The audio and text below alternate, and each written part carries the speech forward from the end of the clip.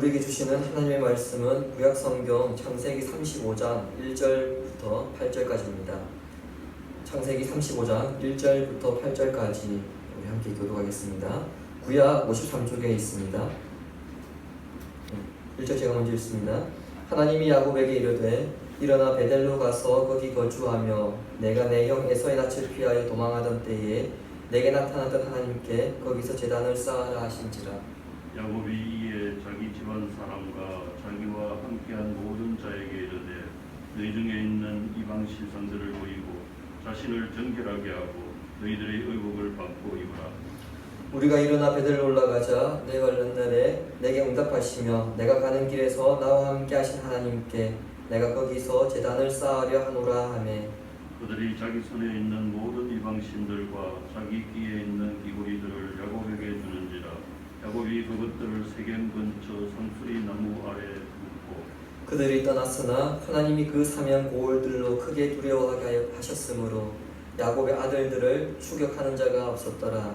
야곱과 그와 함께한 모든 사람이 가나안 땅 루스 곧 베델에 이르고 그가 거기서 제단을 쌓고 그곳을 엘베델이라 불렀으니 이는 그의 형의 낯을 피할 때에 하나님이 거기서 그에게 나타나셨음이더라.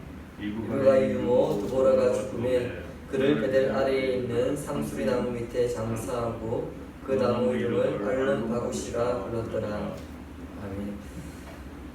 제가 오늘 설교 후에 함께 부를 찬양을 어제 톡방에 올려드렸습니다. 그 곡은 너무 오래되어서 기억이 가물가물하실 텐데 다윗과 요나단이라는 남성 두 명으로 구성된 CCM 가수가 불렀습니다.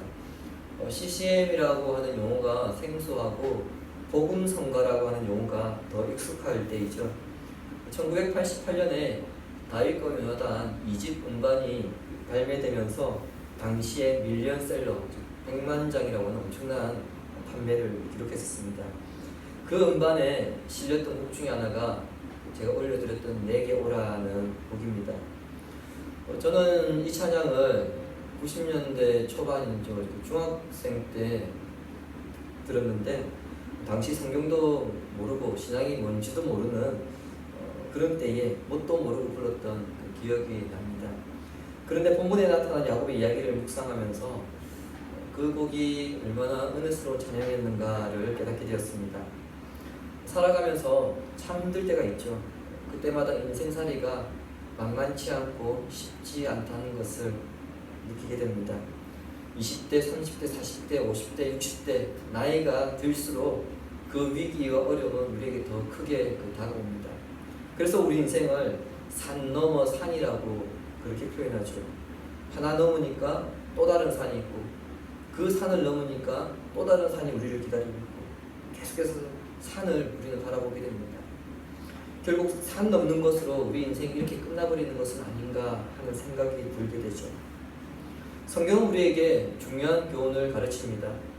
인생의 문제가 클수록 특별히 그 자신의 삶이 완전히 무너졌다고 느끼는 순간 인생의 허탈함, 허무함, 실패, 좌절감에 빠져있지 말고 다시 믿음으로, 신앙으로 돌아가라는 것입니다. 인생에 문제가 생겼는데 신앙으로 돌아간다. 이게 무슨 상관이 있느냐 그렇게 반문하시는 분들도 있습니다. 그 질문에 대해 본문은 인생에 문제가 생겼을 때 왜 신앙으로 돌아가야 하는가에 대해 분명한 답을 줍니다. 야곱의 딸 디나의 강간 사건으로 인해서 야곱의 아들들이 히위 족속의 모든 남자들을 학살하는 사건이 발생하였습니다. 가나안에는 히위 족속 외에 6족속이 더 있었는데 가나안 족속들이 볼 때에는 웬 낯선 가정이 가나안 땅에 들어와서 자신의 그 한 족속이 멸문지화를 당했기 때문에 이것은 곧 자신들에 대한 도전이자 그리고 위험 요소를 받아들일 수밖에 없었습니다. 그러므로 야곱과 그의 가정은 사면초가에 직면했습니다. 사냥꾼이 짐승을 추격하듯이 가나안 지역의 모든 원주민들이 이제 야곱의 가정을 사냥하듯이 총공격해 온다면 사실 막을 방법이 없기 때문에 정말 큰 위험에 처한 것은 분명합니다. 바로 그때 하나님께서 야곱에게 말씀하십니다. 1절 보시기 바랍니다. 하나님이 야곱에게 이르시되 일어나 베델로 가서 거기 거주하며 내가 내 형 에서의 낯을 피하여 도망하던 때에 내게 나타났던 하나님께 거기서 제단을 쌓아라 하신지라. 이 말씀에서 하나님은 하나의 사건을 언급하심으로써 야곱에게 왜 베델로 가야 하는지를 깨닫게 하십니다. 그 사건이란 에서를 피해 도망가던 때입니다. 야곱이 아버지와 형을 속이고 장자권과 축복을 가로채고 바단 아람으로 도망가다가 베델에 머무르게 되었습니다. 거기서 그는 날이 어두워져서 돌베개를 베고 자다가 하나님을 만났습니다. 그때 하나님의 약속이 있었습니다. 창세기 28장 15절 주부에 있습니다. 내가 너와 함께 있어 내가 어디로 가든지 너를 지키며 너를 이끌어 이 땅으로 돌아오게 할지라. 내가 내게 허락한 것을 다 이루기까지 너를 떠나지 아니하리라 하신지라. 에서가 야곱을 죽이려 했기 때문에 야곱이 큰 두려움에 가득 차 있었지만 하나님께서 야곱으로 하여금 다시 가나안으로 돌아올 때까지 지키시고 야곱을 통해 이루실 모든 일을 이루실 때까지 떠나지 않겠다는 약속을 주셨습니다. 하나님께서 야곱을 통해 이루실 일이라고 하는 것은 아브라함에게 약속하신 것들로 우리가 잘 알고 있는 세 가지입니다. 땅과 자손과 복의 풍요죠. 이 세 가지가 성취될 때까지 하나님께서 아브라함을 떠나지 않겠다. 내가 너의 후손에게 떠나지 않겠다. 즉 야곱을 떠나지 않겠다. 그 약속을 주시는 겁니다. 그때를 상기시키면서 베델로 올라가서 제단을 쌓으라고 하신 것입니다. 베델은 야곱이 현재 거주하고 있는 세겜에서 남쪽으로 30km 정도 떨어져 있는 곳입니다. 그러나 베델이 세겜보다 해발 300m가 더 높은 곳에 있었기 때문에 베델로 올라가라 그렇게 말씀하시는 겁니다. 흥미로운 것은 하나님께서 야곱에게 베델로 올라가라 그렇게 말씀하신 것이 아니고요.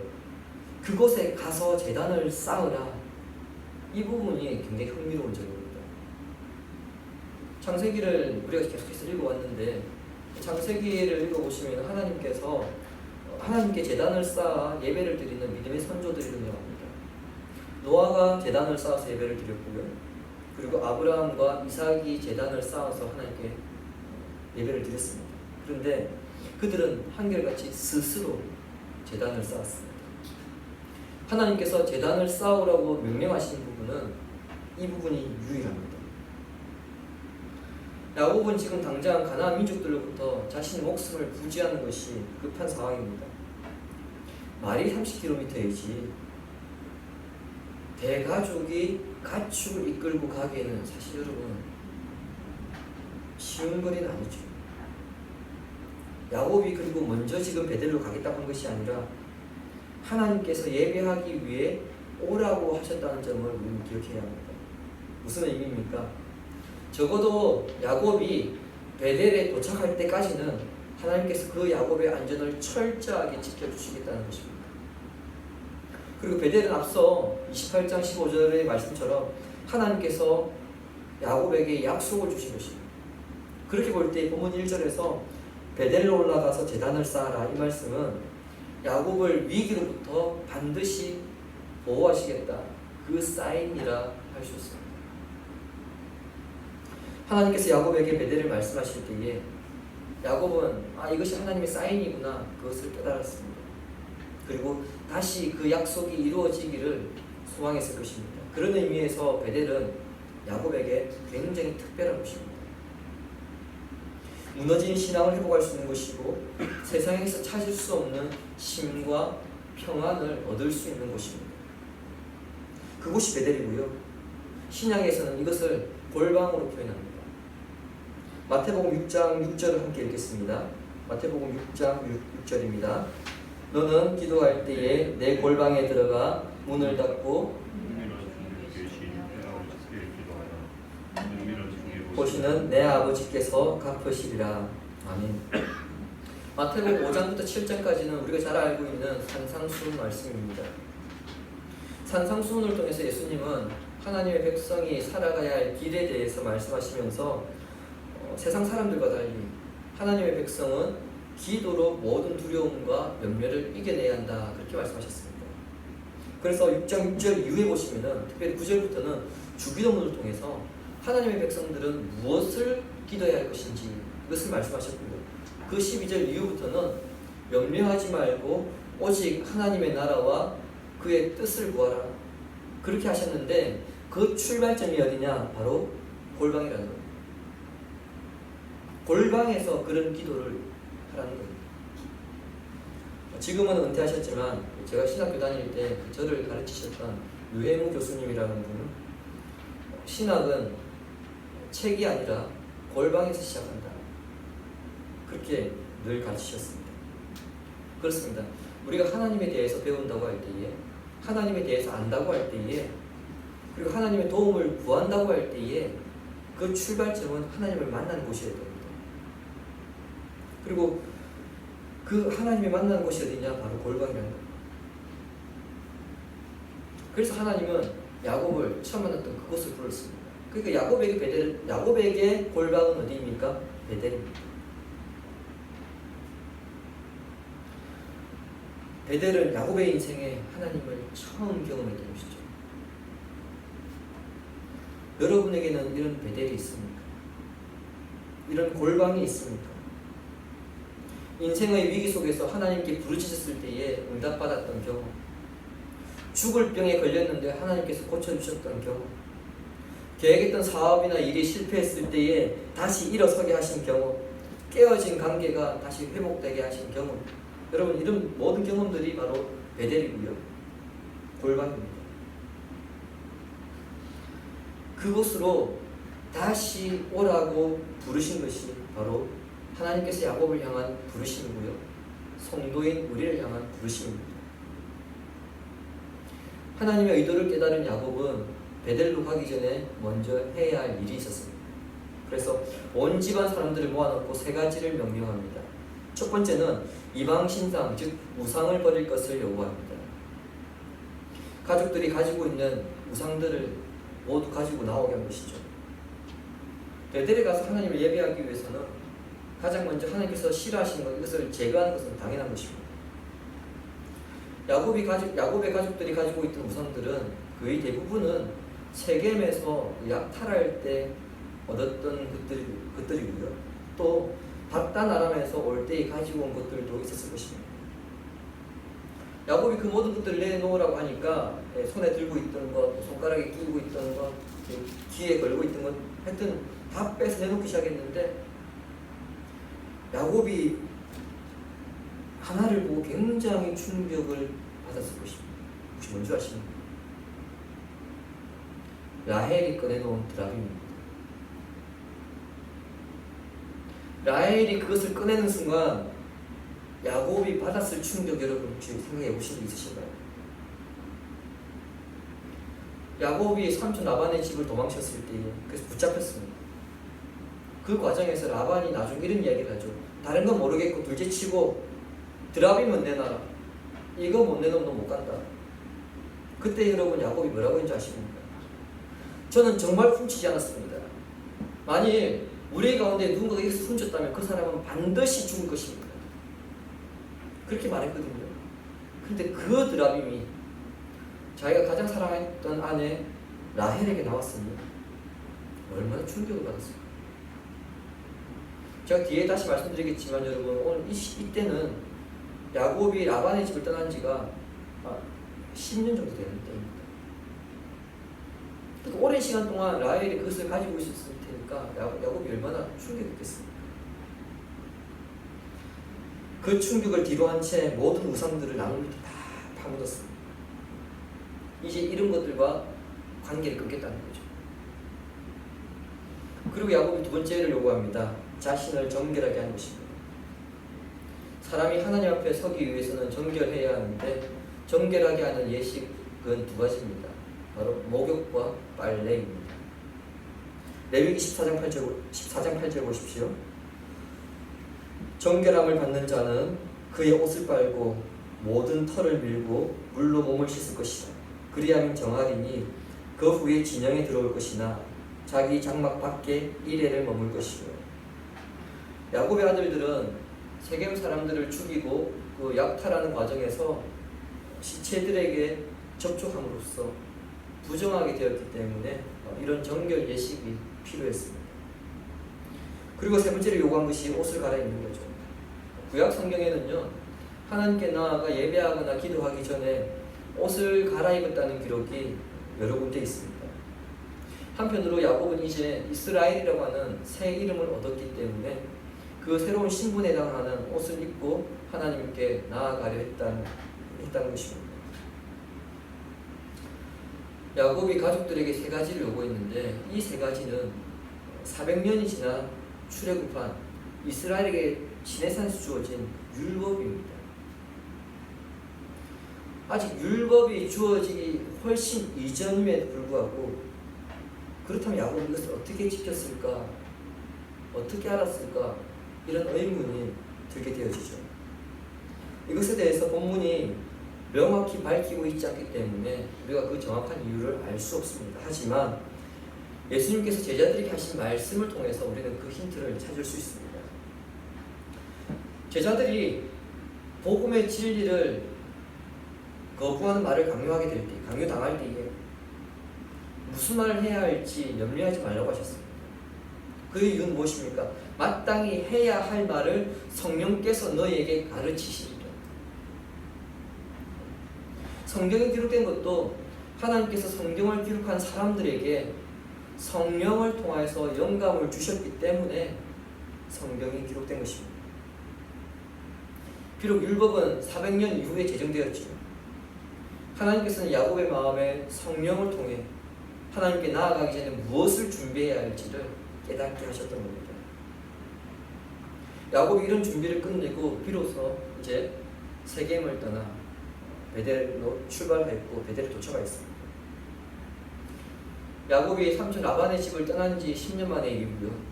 그리고 야곱이 고향 가나안을 떠난 지 30년 만의 일입니다.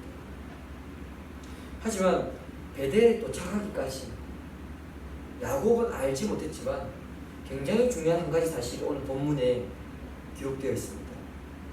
5절을 보십시오.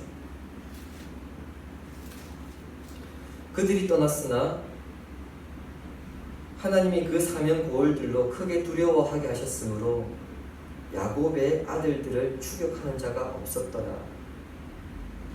제가 앞서 세겜에서 베델까지 30km의 거리이지만 대가족 이동하기에는 결코 쉽지 않은 여정이라고 제가 말씀드렸습니다. 가족들까지 그리고 가축들까지 돌봐야 하기 때문에 가나안 원주민들이 연합하여 공격을 한다면 정말 꼼짝없이 당해야 하는 그런 상황입니다. 그런데 본문 5절은 어떻게 말씀합니까? 야곱이 사람들을 두려워하는 것이 아니라 오히려 가나안 땅에 사는 원주민들이 야곱의 가족을 두려워하고 있다고 그렇게 성경은 증언하고 있습니다. 5절을 직역하면 이렇습니다. 그들이 떠났지만 야곱의 가족들이죠. 그들이 떠났지만 하나님은 그 고을들 주변에 큰 공포가 있게 하셨기 때문에 아무도 야곱의 아들들을 뒤쫓지 않았다. 엄청난 반전이 일어난 것이죠. 야곱은 가나안 땅 사람들이 자신을 죽일까봐 내가 이제 이 동네에 살 수 없기 때문에 그럼 어디로 가야 되나 그것을 생각하니까 굉장히 두려웠습니다. 하지만 성경은 오히려 가나안 땅 사람들이 야곱을 무서워하여서 이들 감히 뒤쫓을 생각 못했다 그렇게 말씀하고 있습니다. 시므온과 레위가 히위 족속의 모든 남자들을 대량 학살했기 때문에 그 잔인함을 무서워했기 때문일까요? 그렇지 않습니다. 만에 하나라도 그런 오해가 오해하지 말라고 성경은 분명하게 증언합니다. 하나님께서 그 성읍 사람들에게, 주변 사람들에게 큰 공포가 있게 하셨다.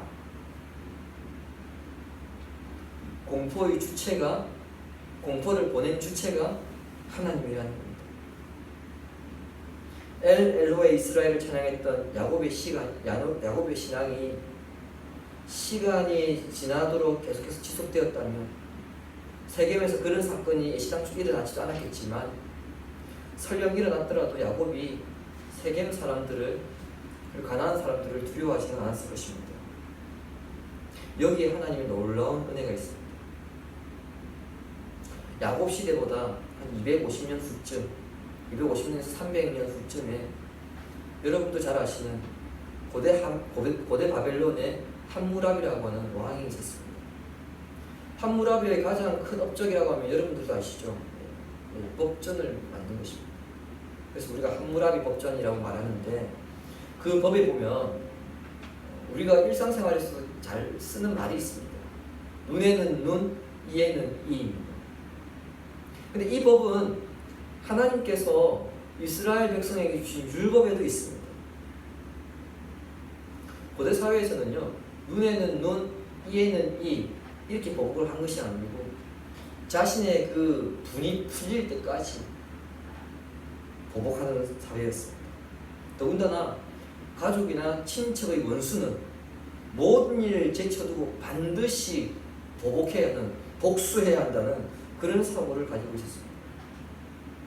그런 시대에 가나안 사람들에게 오히려 더 큰 두려움을 가지게 하여서 야곱의 가족을 무사히 베델로 도착하게 한 것, 여러분 이것은 정말 상상하지 못한 그런 은혜입니다.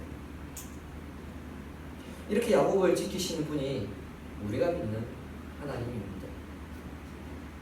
동일하게 하나님은 성도를 방해하는 세력들에게도 큰 공포를 보내십니다. 우리는 느끼지 못하지만 하나님은 성도를 방해하는 세력 가운데에 큰 두려움, 공포를 잊게 함으로써 성도를 보호하시는 분입니다. 출애굽기 23장 27절에는 하나님께서 그의 백성들을 어떻게 지키실 것인지에 대해서 잘 말씀하고 있습니다. 주고 보십시오. 내가 내 위엄을 내 앞서 보내어 내가 이른 곳에 모든 백성을 물리치고 내 모든 원수들이 내게 등을 돌려 도망하게 할 것이며, 여기에 내 위엄, 나의 위엄으로 번역된 단어가요, 히브리어로 큰 두려움, 공포입니다. 그러니까 출애굽한 이스라엘 백성들 앞서 하나님께서 공포를 보내어서 네가 이를 곳마다, 네가 발이 닿는 곳마다 그 누구도 너를 해치지 못하게 할 것이다. 그것을 하나님께서 시내산에서 약속으로 주셨습니다. 이스라엘 백성들은 몰랐습니다. 하나님께서 먼저 가셔서 자신들을 지키시도록 그 사람들에게 공포를 잊게 하실 것을 몰랐습니다. 그래서 여러분 40년 동안 광야에서 원망하고 불평하는 세월을 보냈거든요. 그런데 40년 뒤에 반전이 일어납니다. 여호수아가 여리고성을 이제 무너뜨리기 위해서 정탐꾼을 보내었습니다. 이 정탐꾼이 라합의 집에 들어갔다가 라합을 만났을 때 여러분 혹시 기억하십니까?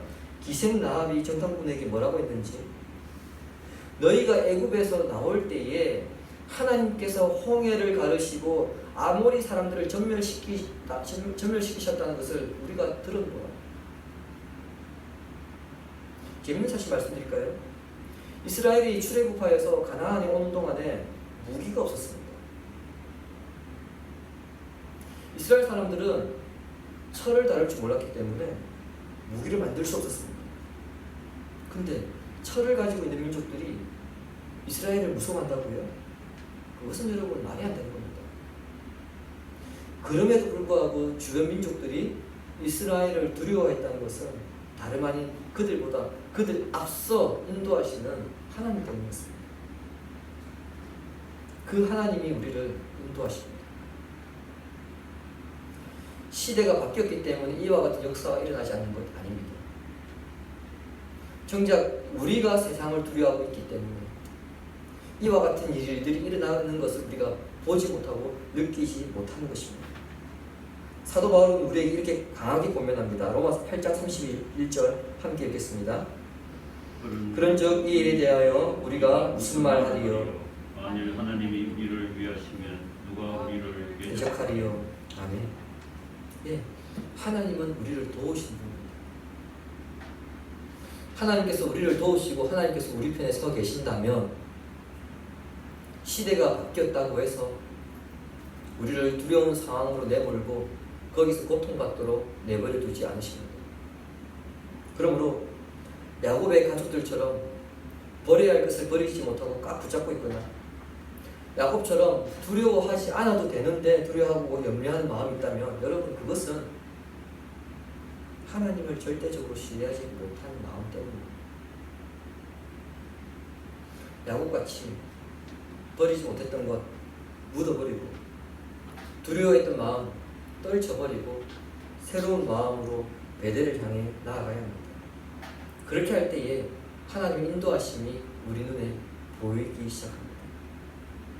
주님이 사랑하신 신약하시는 교우 여러분, 야곱은 나이가 들수록 그가 당하는 인생의 위기와 고통이 더 커져갔습니다. 여러분 오늘 본문이 야곱의 인생 끝이라고 생각하시면 안 됩니다. 야곱 인생에 있어서 뒤에도 계속해서 그 위기들이 나타납니다. 근데 지금 이 순간까지만 보더라도요, 바단 아람을 떠날 때에는 라반 일행의 추격을 받았었고요. 가나안 입구에서는 에서가 이끌고 오는 400명의 군대의 위협을 받았었고요. 지금 이 순간에는 지금까지 비교할 수 없는 가나안 민족에 의해 한 가정이 멸문제화를 당하는 그런 위기에 처했습니다. 그런 위험에 직면했을 때 하나님은 야곱에게 베델로 오라 그렇게 요구하십니다. 하나님을 처음 만났던 곳, 야곱이 하나님을 처음 신뢰했던 곳, 그곳으로 와서 다시 내가 너를 보호한다는 이 사실을 깨닫고 옛 믿음을 회복하라는 것입니다. 야곱이 땅에 묻을 것은 묻고 정결해야 될 부분 정결하게 하고 그 뒤에 세겜을 떠나 베델로 가면서 무슨 생각을 했을까요? 자신이 하나님의 뜻을 이해하지 못해서 형과 아버지를 속이고 장자권과 축복을 가로챘던 일, 삼촌 라반의 집에서 죽을 고생을 했던 일, 자신을 죽이려 했던 라반과 에서, 그리고 세겜에서 일어난 이 모든 일들이 그의 내리를 스쳐 지나갔을 것입니다. 그 모든 상황에서 내가 살아남았구나. 내가 살아남았구나. 내가 벌써 죽었어도 몇 번은 더 죽었어야 되는데 내가 아직까지 살아있구나. 이 모든 상황에서 지키신 하나님이 다시 나를 오라고 하는구나. 나의 어려움과 고단함을 아시고 나의 연약해진 믿음을 아시고 다시 회복하기 위해 오라고 하시는구나. 이런 생각을 하면서 그 길을 떠났을 것입니다. 오늘 우리는 비대면으로 예배를 드리고 있습니다. 여러분 어떤 마음으로 이 예배의 자리로 나오셨습니까? 야곱의 이야기를 마치 강 건너 불구경하듯이 그냥 남의 이야기처럼 오래된 하나의 이야기 그렇게 생각하면 듣지는 않으십니까? 우리도 야곱처럼 야곱만큼은 아닐지라도 어려운 상황에 직면할 때가 분명히 있습니다. 어떤 분들은 지금 그런 상황에 직면해 계신 분도 계실 것입니다. 어떤 분들은 앞으로 살아가면서 만나게 될 분들이 계실 겁니다. 어떤 분들은 막 통과해서 지금 이 야곱의 일이 남의 일이 아닌 것처럼 그렇게 느껴진 분도 있을 줄 압니다. 바로 그때 베델로 골방으로 들어가십시오. 여러분의 아픔과 수고를 위로하시고 회복시키실 하나님께 돌아가십시오. 하나님께 나아갈 때는 지금의 상황을 어떻게 할 것인가 그거 걱정하지 마시고 지금까지 나를 어떻게 지키셨는가 그것을 생각하시기 바랍니다. 아무리 영적으로 실패하고 넘어졌다 할지라도 인생 다반사로 인해 우리 삶이 지치고 무너졌다 할지라도 하나님은 여러분을 베델로 골방으로 초청하십니다. 그곳에서 회복하여서 다시 믿음의 사람으로 하나님의 복을 누리며 살아가기를 원하십니다. 내가 올라가야 할 베델이 어딘지를 바로 깨닫고 담대하게 베델로 올라가시기를 바랍니다. 그래야 해서 베델에서 여러분이 가지고 있는 그 문제를 해결받고 하나님의 보호와 새로운 은혜, 그 놀라운 축복 가운데 살아가신 성도가 되기를 예수님의 이름으로 축복합니다. 이 시간에 우리